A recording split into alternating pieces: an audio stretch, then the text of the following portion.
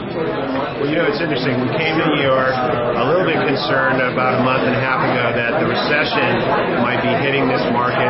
We were watching our ticket sales very closely, but it's very clear when you look at our numbers, which blew away last year's numbers, which were very strong, that New York is on fire. It should be no surprise because the biggest issue today facing the online media world is bridging the gap between the eyeballs and the ad spend. So to give you some numbers, 30% of the eyeballs that are consuming media now are doing that consumption from the online media, but only 6.8%, a little less than 7% of the ad dollars are going online. So there's this major gap. So what we're learning here in New York is essentially that it's a creative exercise. How can the creative community get online and capture the attention of the 30% that are watching and consuming their content online? So as long as that gap exists, there's going to be opportunities for on-media 100 companies.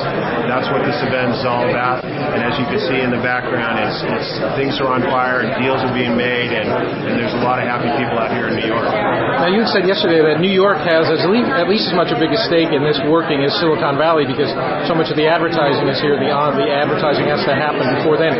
Could you talk a little bit about a perspective between East Coast, West Coast, and whether the ad industry is getting it? There seems to be a little bit of disconnect between the creative side and the technical side on Silicon Valley. Yeah, it's a lot of fun actually because 20 years ago I grew up in Silicon Valley. The idea that advertising dollars would fuel the next Microsoft like it has done to Google would have been like a ridiculous idea. We were all about hardware and software and doing things that most of the people on the planet had no interest in doing.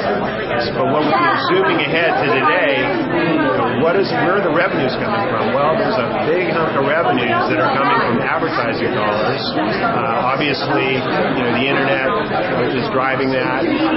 All sorts of content is finding its way on the internet in on-demand ways like Vader TV.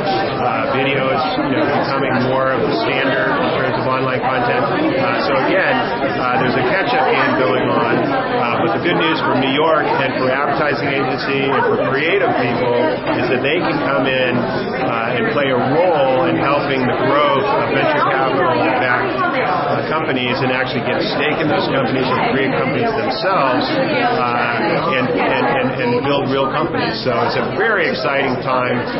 Silicon Alley, as they like to call the tech community around here in New York City, tried in Internet 1.0, but kind of failed miserably and kind of went away and stopped using the name Silicon Alley. But now Silicon Alley is back, and it's real, and there's a lot of great companies here. We're just really proud and honored to be part of it right now. Okay, Tony, thanks a lot. Thank you.